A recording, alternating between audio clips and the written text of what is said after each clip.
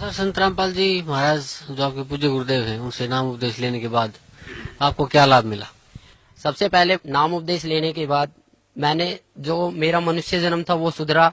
मैंने मांस खाना छोड़ दिया। मैं उस मुसलमान समाज के प्रति जो एक सद्भावना थी, जो एक मैं खोज रहा था अल्लाह ताला को, जो मैं एक देखना चाहता कि अल्लाह ताला कौन था, उसके बारे में मुझे पता लगा। फिर मैंने यहाँ से जितने भी अपने मुसलमान भाई हैं, जितने भी अपने मुल्ला काजी, उनसे पूछा कि भैया ऐसे इस बात है। दुआ सलाम भी करता था, सारे काम करता था। वो 2-4 बार मेरी बातें सुनते थे।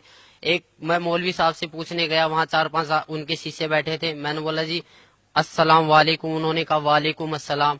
तो ऐसे ही माइंड में पर्सन घूम गया। मैंने कि जी इसका मतलब क्या होता है कि हम जो दुआ सलाम करते हैं अस्सलाम वालेकुम और वालेकुम सलाम। तो उन्होंने, हालांकि उन्होंने जवाब अपने तरीके से सही दिया, बट मुझे उसमें से कोई संतुष्टि नहीं हुई। फिर मेरा दूसरा जो क्वेश्चन था, मैंने कि आप एक बात बताइए कि अल्लाह ताला, आप कहते हो कि अल्लाह ताला बेजून है, निराकार है, अल्लाह ताला दिखाई नहीं देता, अल्लाह ताला को पाने की कोई विधि? वो कहते हैं जी जकात निकालो। जकात का मतलब होता है कि अपना जो पैसा होता है उसको मालिक की राह में कुर्बान कर दो, मालिक की राह में दान कर दो। मैंने बोली जी कैसे दान करते हैं? बोला जी आप एक काम करो, जकात का मतलब होता है कि आप चावल में मांस बनवाइए और उसको गरीबों में बंटवाइए। तो मैंने वहां से ये ठान लिया कि मैंने सोचा कि जो ये बंदा बोल रहा है, मैं बोला जी इसका परिणाम जो है हमारी कुरान शरीफ में है? उन्होंने बोला जी कुरान शरीफ में नहीं है, हदीस में है। मैं बोला जो आसमानी किताबें उतरी है, हमारी कुरान शरीफ उतरी है, तौरेत उतरी है, इंजील उतरी है और जम्बूर उतरी है, इनके अलावा अगर आप मेरे को कोई और किताब दिखाओगे तो मैं कैसे मान लूंगा? बोला जो कुरान शरीफ है उसमें तो खाली अरबी भाषा है और जो हदीस है उसके मायने हदीस में है। मैं बोला फिर जो कुरान शरीफ हिंदी में निकल रही है उसका क्या अर्थ है? बोला वो किसी ने गलत चला दिया, उसमें कुछ मायनों का अर्थ कुछ गलत होता है। तो इसी प्रकार मुझे भटकाया गया। मैं बहुतों से मिला। इसके बाद जो भी मुझे संतुष्टि हुई सदगुरु रामपाल जी महाराज के चरणों में आने से हुई है।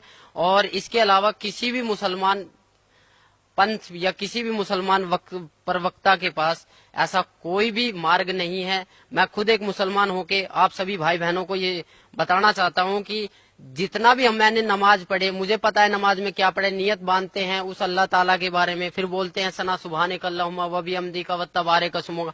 इसकी हिंदी निकाल के देखो, आप इसकी हिंदी निकाल के देखो, उसमें आपको कहीं भी नजर नहीं आएगा कि आप किसी परमात्मा की प्रार्थना कर रहे हो, क्योंकि ये प्रार्थना है ही नहीं, आप तो आदेश दे रहे हो। मैंने एक हिंदी निकाल के देखा, अल्हम्दुलिल्लाहि रब्बिल आलमीन अर्रहमानिर रहीम मालिक यौमिद्दीन इय्याका नअबुदु व इय्याका नस्तईन इहदिनस सिरातल मुस्तकीम सिरातल लजीना अनअमता अलैहिम गैरुल मगदूबी अलैहिम वनद्वालिन आमीन। ये प्रार्थना हम शुरू में पढ़ते थे, बट इसका कोई मतलब ही नहीं निकला। क्यों नहीं निकला?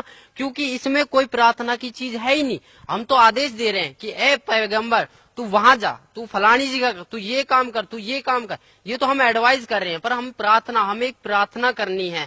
हमें नमाज का मतलब समझना है। नमाज चीज क्या है? नमाज का मतलब जो है परमात्मा बताते हैं कि नमाज का मतलब होता है कि अरदास लगाना, अपनी प्रार्थना लगाना, नित्य नियम करना। हमें 5 टाइम की नमाज दी है, फजर, जोहर, असर, मगरिब, ये 5 टाइम की जो नमाज दी है। पर आज लग हमने नमाज कौन सी सच्चे दिल से पढ़ी? कहीं भी हमें इस फजर की नमाज में जकात अलग हो जाती है, सुन्नत अलग हो जाती है, रकात अलग हो जाती है, कुछ भी अलग हो जाता है, पर परमात्मा तो एक है। हम पैदा होते हैं तब हम हिंदू होते हैं, और जब हमारी मुसलमानी कर दी जाती है फिर हम मुसलमान बन जाते हैं। ऐसा क्यों? अगर मालिक मुसलमान ही बनाना था तो वो जो मुसलमानी होती है वो ऊपर से ही क्यों नहीं बना के भेजी? इसका कोई जवाब है? किसी भी मुल्ला जी के पास इसका कोई जवाब नहीं है। ना ही हमारे मोहम्मद साहब ने कभी मांस को छुआ था। मोहम्मद साहब के 1,80,000 शिष्य हो गए थे, ना ही उन्होंने कभी मांस को छुआ और ना ही उन्होंने कभी बोला कि तुम मांस को खाओ। कभी भी किसी ने बोला नहीं है। मेरी सभी मुसलमान भाइयों, पूरे हिंदुस्तान, पूरे वर्ल्ड के मुसलमान भाइयों से प्रार्थना है कि मांस खाना, ये समझ लो हम अपने बेटे की कुर्बानी दे रहे हैं, हम अपने बेटे के मांस को खा रहे। एक मांस दूसरे मांस को खा रहा है, इससे बड़ा राक्षस और होगा कौन?